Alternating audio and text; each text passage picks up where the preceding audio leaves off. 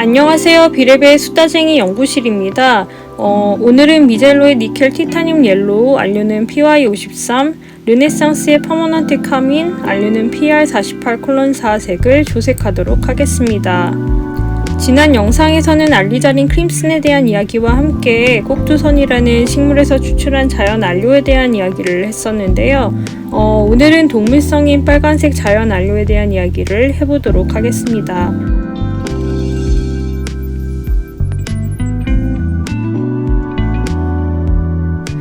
오늘의 이야기는 경우에 따라 상상을 하면 조금 징그러울 수도 있으니까요. 너무 깊은 상상은 하지 마시고 들어주세요.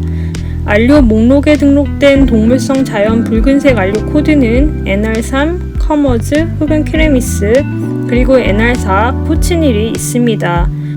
NR3 커머즈는 노란빛을 띠는 투명한 빨간색을 만드는 알료인데 내광성은 표기가 안 될 정도로 약한 특징이 있습니다. 커머즈라는 벌레에서 추출하는 알료로 성경의 창세기 38장 28절을 보시면 해산할 때 손이 나오는지라 산파가 이르되 이는 먼저 나온 자라 하고 홍색 실을 가져다가 그 손을 메었더니 라는 구절이 있는데요. 여기에 이 홍색이 스칼렛이나 크림색이라고 부르는 색으로 이 NR3 알료로 만들어진 색을 의미한다고 합니다. NR4 커치닐은 진하고 어두운 붉은색에서 중간 톤의 붉은색을 만들고 투명하며 착색이 잘 되는 특징이 있고요. 내광성은 박물관에서 전시할 경우 2년 안에 색이 바래질 정도로 약한 편입니다. NR4 커치닐도 레이크 처리를 할 때 첨가물에 따라 다른 색을 띈다고 하고요. 현재 NR4를 사용해서 물감을 만드는 경우는 없는데 제키라는 이탈리아 화구 브랜드에서 제뉴인 커치닐 카민 레드라는 이름으로 잉크를 제작하고 있습니다. 특이한 색의 잉크를 좋아하시는 분은 참고하시기 바랍니다. 커머즈, 커치닐, 우리말로 해석하면 둘 다 연지벌레라고 하는데요. 둘의 차이점은 커머즈의 경우 유럽에서 서식되어 발견되었던 연지벌레이고 커치닐은 남미 지역의 선인장 등에서 서식했던 기생충입니다. 지구용사의 쫄쫄이 편 영상에서 세계 계급 이야기를 하며 로마 시대의 왕족이나 귀족들이 사랑한 비싼 붉은색 염료 이야기를 했었는데요. 기억나시나요? 그 염료가 바로 NR3 커머즈입니다. 굳이 이런 식으로 구분할 필요는 없지만 NR3 커머즈에 대한 이야기는 나중에 버밀리언이나 스칼렛이라는 색 이야기를 할 때 하도록 하고요. 오늘은 NR4 커치닐에 대한 이야기로 집중해 볼게요.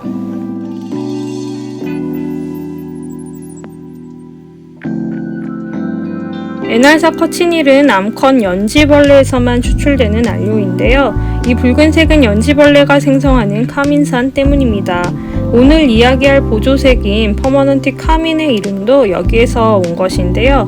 NR4의 제작 과정은 암컷 연지벌레를 죽이는 것으로 시작합니다.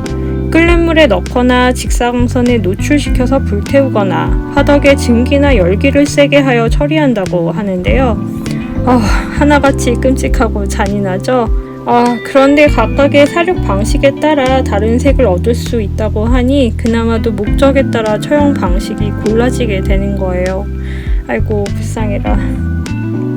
이렇게 처리된 연지벌레는 분쇄되기 전 무게의 약 30% 정도로 건조되어 저장된다고 하는데요. 1파운드, 그러니까 약 453g의 염료를 얻기 위해 7만 마리의 연지벌레가 필요하다고 합니다. 여기서 보다 선명하고 맑은 빛깔의 카민색을 얻는 요건은 내포된 철의 유무라고 하네요.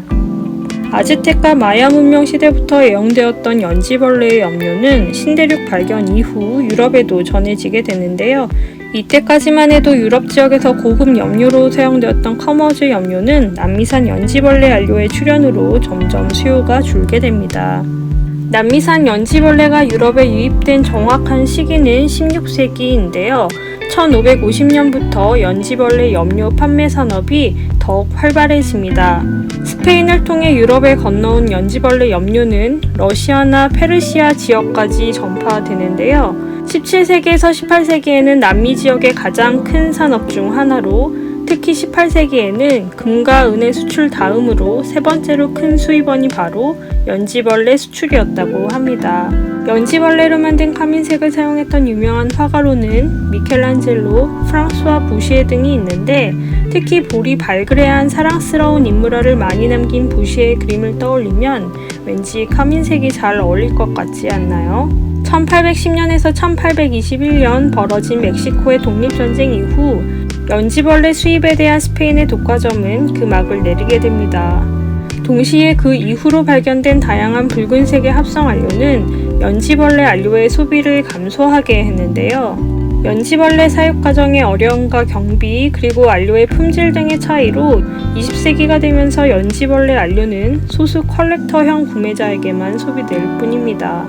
특히 2005년 기준으로 같은 색감을 만드는 합성 안료의 가격은 킬로그램당 10에서 20달러인데 반해 연지벌레 안료는 50에서 80달러라고 하니 가격 차이만 보아도 왜 경쟁력이 떨어졌는지 알 수 있으시죠? 물감 제작으로 활발하게 이용되지는 못했지만 연지벌레 안료는 E120이라는 이름의 식용 색소로 여전히 그 붉은 빛을 발하고 있는데요. 붉은색을 띠는 안료 중 독성이 거의 없다는 이유로 가공 육류나 탄산음료 그리고 우리나라에서는 딸기 우유 등의 예쁜 붉은색을 만들기 위해 사용되고 있습니다. 벌레로 만든 식용 색소라 좀 꺼림칙하시다고요? 그렇다면 식품 성분표에서 코치닐이라는 단어를 확인해 보세요. 그 단어가 없다면 적어도 벌레로 만든 붉은 색소는 아닐 테니까요. 조색에 대한 이야기를 해볼까요? 오늘 사용한 보조색은 르네상스라는 폴란드 브랜드의 퍼머넌트 카민이라는 색으로 안료는 PR48:4 퍼머넌트 레드 2B라는 이름의 안료입니다. PR48은 베타 옥시납톨릭 엑시드 스칼렛 혹은 보나 레드라고 불리는 1902년에 개발된 합성 유기 안료인데요. 보나 레드는 종류가 5가지가 있는데 그 이유는 이 안료도 역시 레이크 처리 과정에서 첨가물에 따라 다른 색이 나타나기 때문입니다. 우선 첨가물이 없는 PR48은 노란빛을 띠는 빨간색, 바륨을 섞은 PR48 콜론1은 밝은 노란색을 띠는 빨간색, 칼슘을 섞은 PR48 콜론2는 PR48 콜론1에 비해 좀 더 푸른빛을 띠는 빨간색, 스트로늄을 섞은 PR48 콜론3은 밝은 마젠타색, 그리고 오늘의 보조색 안료인 PR48 콜론4의 첨가제는 망가네즈로 중간 톤의 빨간색을 만든다고 합니다. PR48 안료 계열은 대체적으로 내광성이 안 좋은데요.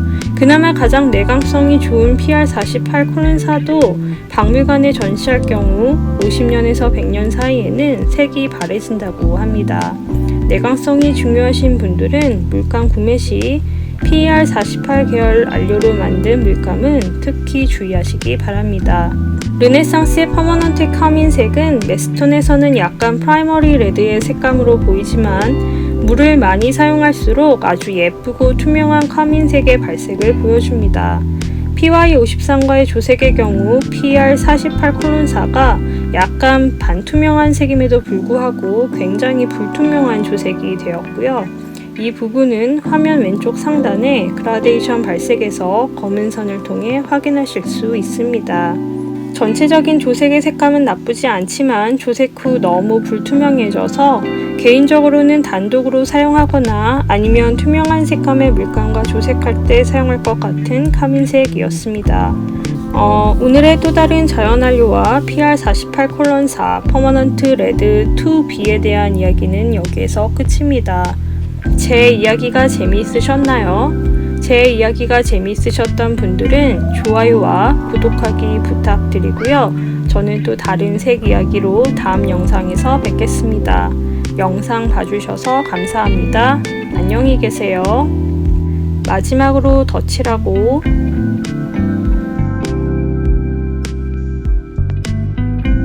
착색 확인도 하고 착색이 좀 되네요.